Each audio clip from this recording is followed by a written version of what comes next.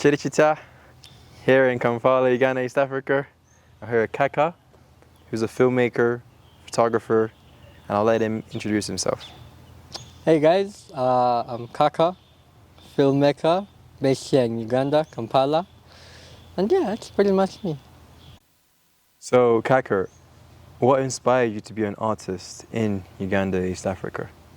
So, filmmaking it's an art entirely. And from the time I was young, I loved movies. So I noticed that I wanted a camera, I wanted all these things that are big, but I didn't know how to use it.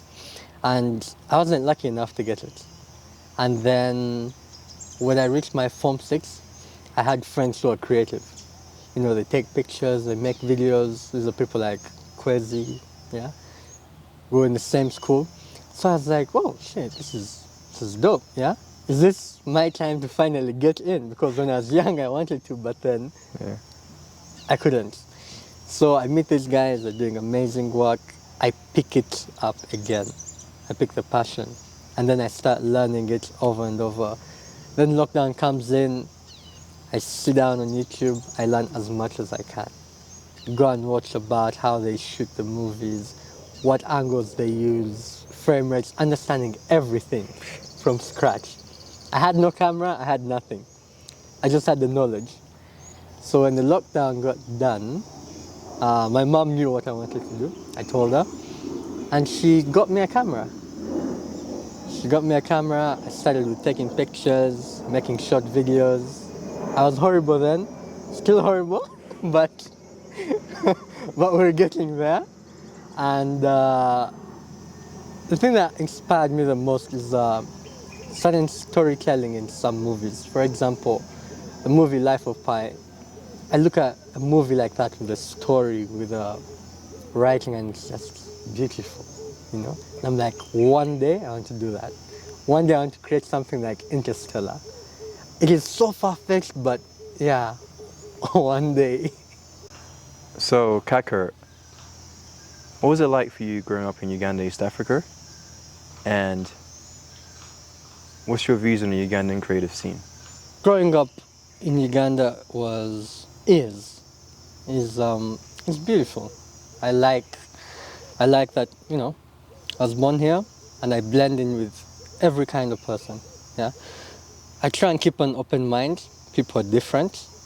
And for example, I went to a government school, Kidnansha Primary. Then I went to Lohana Academy, which is a private school, but like it's owned by Indians. So the people you find there are, if they're African, if they're like Uganda, they're like from a rich family. If they're Indian, yeah, rich family. And I've noticed my entire high school, primary, I was able to blend into any kind of school they've put me in.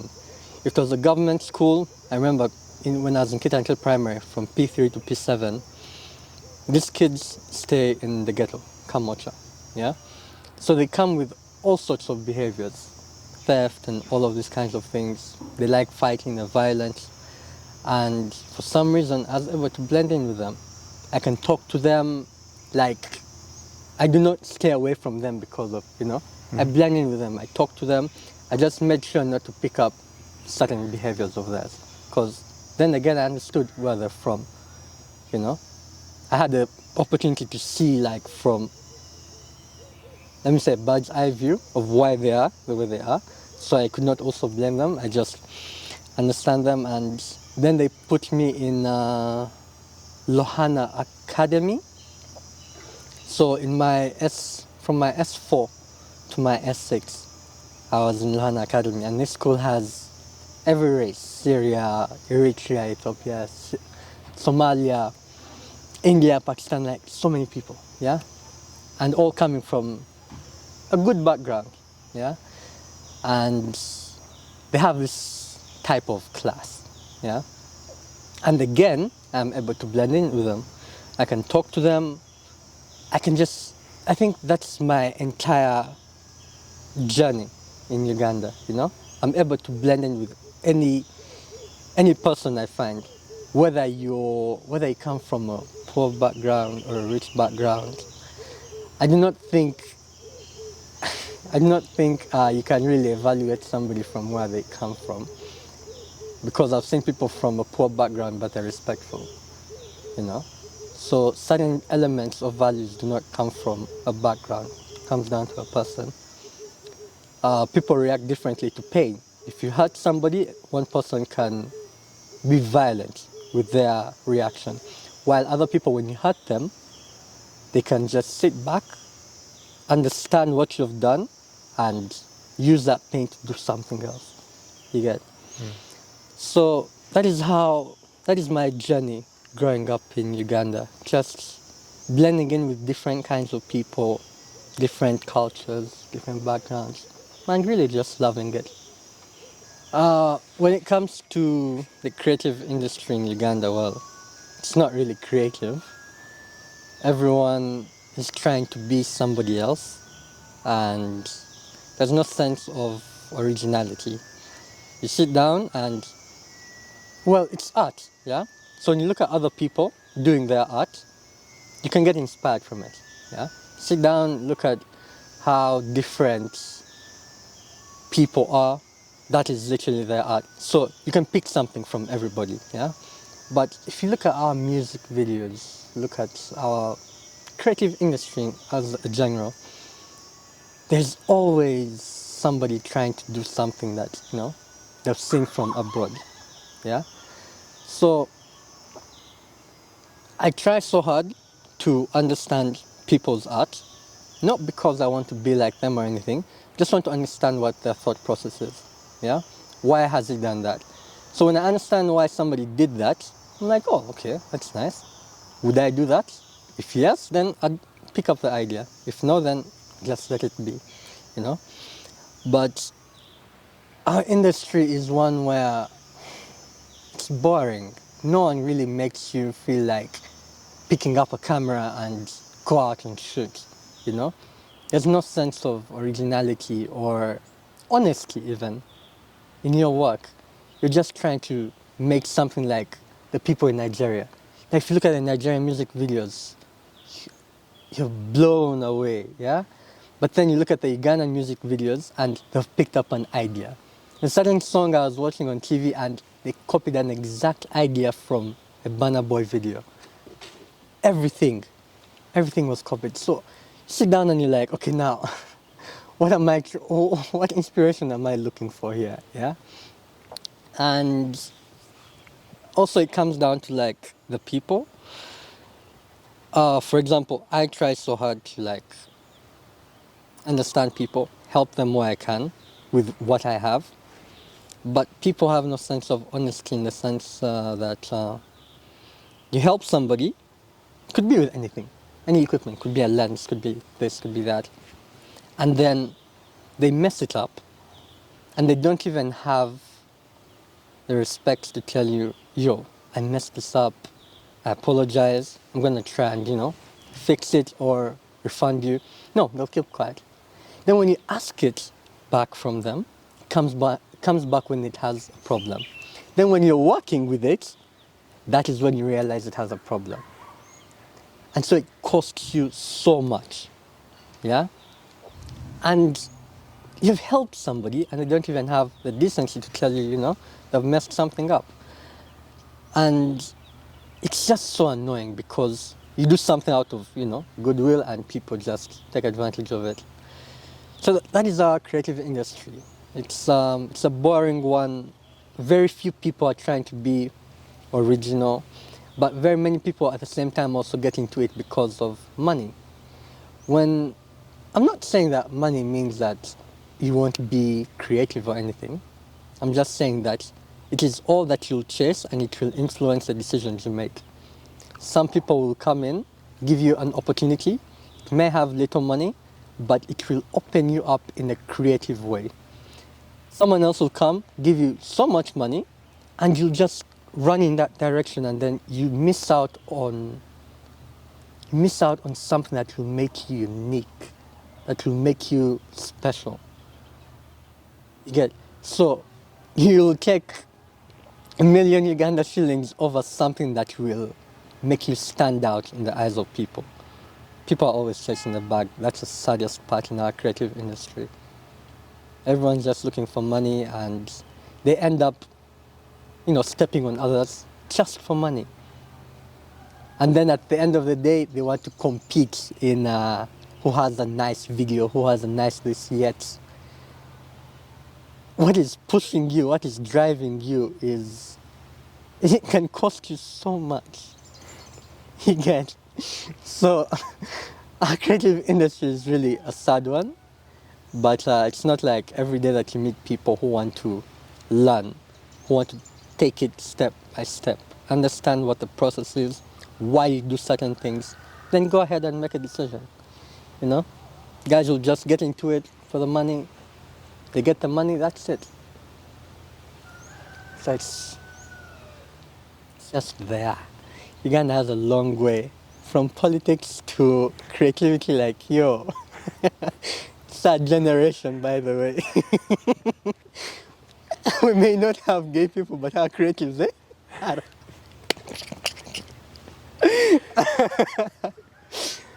But yeah, that's about it for the creative industry. Well, Kaka, like, where do you see yourself in the next couple of years as a filmmaker and also as an artist? Where do I see myself in the next few years? Well, that depends, because sometimes you have to make a decision, yeah? If you've entered this industry because it's your passion, yeah? And you're starting out, in your journey you have to learn to differentiate what you love from what can get you by. And sometimes what can get you by is not exactly what you want to be doing, but you'll do it just so that you can get the bills done and, have your way around in life. But then you'll also have those chances that you can do what it is that you want to do. For example, I personally want to do documentary, but I cannot really make a lot of money from it because I don't have that work yet.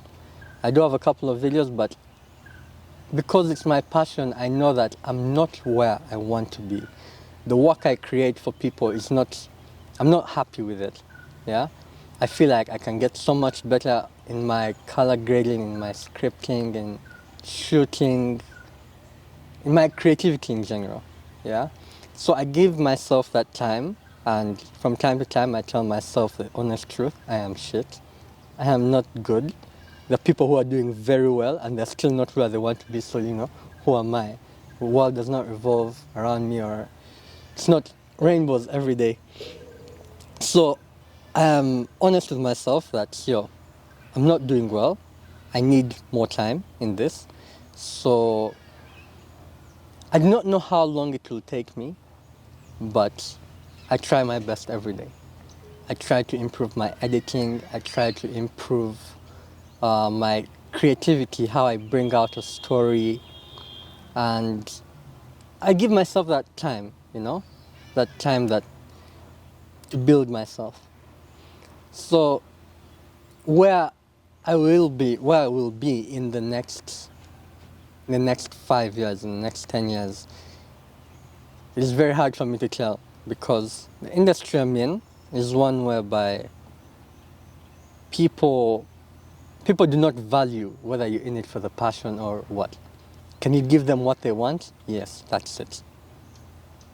But if you're in it for the passion, you realize that there will come a time whereby you stop doing certain things that at the time will seem important. For example, you'll stop working in that company that is paying you a good amount of money, and you'll take the risk to go out freelance because you've built up the skills. Now you want to see if you can actually live on your passion, shoot what it is you want to do.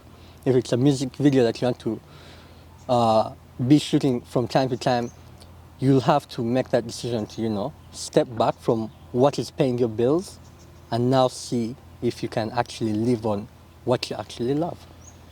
So I just hope I am able to find that level of work whereby I can quit the job I'm doing and then go out there and do what I want to do. Shoot documentaries. Why I feel like it will be hard is because the people I'm surrounded with and the work I'm surrounded with is one whereby like it's content creation for certain two companies. Can I say them? Yeah, so it's for two companies between Next Media and MTN. And my kind of work is repurposing content, people dancing, people vibing, repurpose that video, put the MTN watermark and all these kinds of things. And then you realize that this is not what you want to do, but then again, it's getting you by. So it's more like sacrifice you have to do. Yeah, you have to pay it so that, and also sometimes along the way, you can discover something about yourself. You may find that, well, you're good at what you're doing.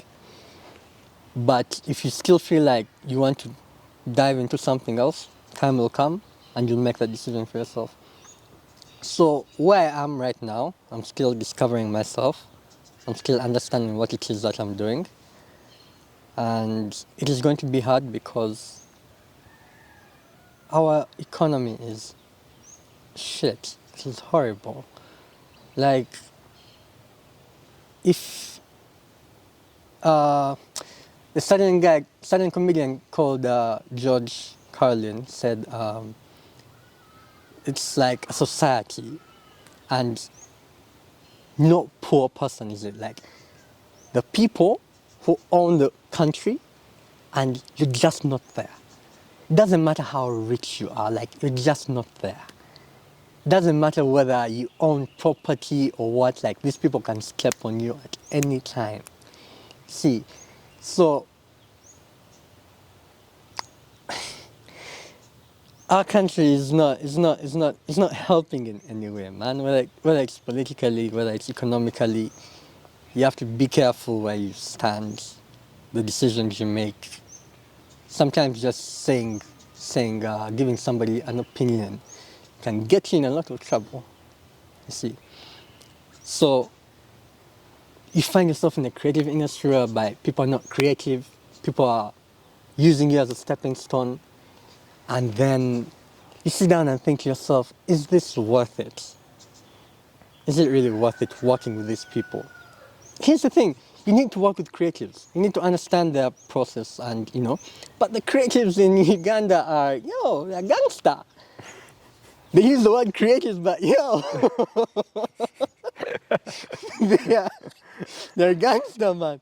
They'll step on you, they'll use you, when they're done with what they need from you, that's it. Get you out of the way, move on to the next person. That's why you need to sit down, understand your friends. I'm lucky enough, I have a handful of friends. Well, they're just two really. And I've seen their work. I've understood why they do what they do. And I appreciate it, So I'm like, okay, these people, if I work with them, I'm going to learn. And I'm not going to just learn how to do things, but I'm going to learn how to be more creative. I'm going to learn how to, even as a human being, pick something up, I've had a certain friend of mine, Kwesi, tell me how to handle disrespectful clients, So I do not have to be like rude to people or, sometimes they just push you, man. Some woman told me to come and shoot fire in the middle of the night and she wanted to give me a bottle of Captain Morgan. And I'm like, this bitch. Like, it is the audacity for me, man. It's the audacity for me. So like, that is our creative industry. So, where do I see myself in the next 5 years when there's a bitch telling me she'll give me Captain Morgan? Like, I don't know. In jail because I'm mad at her with that bottle? Like, it is mad. It is mad. So I just hope I grow in this industry because I realized I am different from many creatives out there. I am one to tell myself that, I am shit, but yes, I have to improve.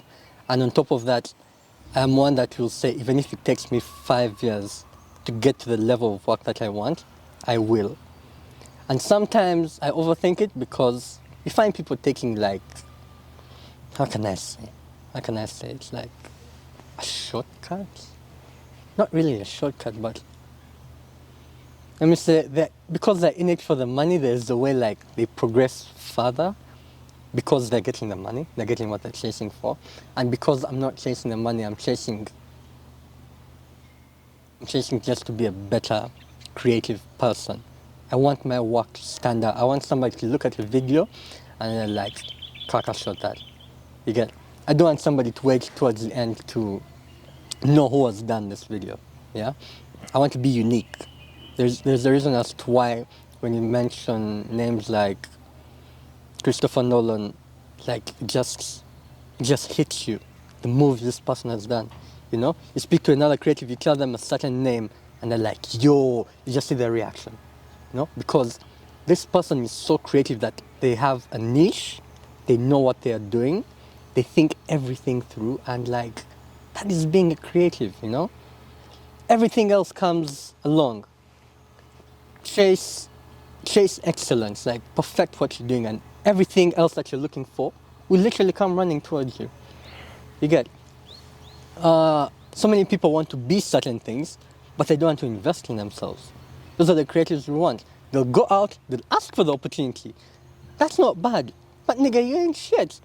Go out, get the work, you know? But people want to be lied to that it's all about asking for the opportunity. I mean, I can ask for anything as well. But if I cannot do it, then why should I have that opportunity?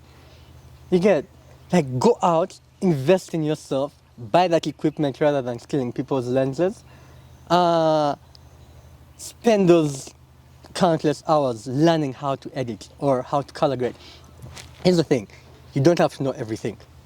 But if you want to know everything, well and good. The internet is out there, you can pick up anything, go out there and learn. If you do not want to learn something, then I think that's ignorance, because really, there's everything out there. You don't need a tutor. Yes, certain things you pay for, but not a majority of them. You get? So invest in yourself, and yeah, people will come running towards you if your cause is right, if you know what it is you're doing, if you know what it is that you want, people will come towards you. Yeah. So I just hope I reach somewhere in 5 years, because I feel like the path I'm taking is a longer one. It's a longer one. I'm not going to get money in the near future. I'm not going to get a lot of things, credits or whatever. But I feel like it's a price I'm willing to pay, just so that when the time comes, I am that guy. You watch the video and you're like, yeah, Kaka's done that.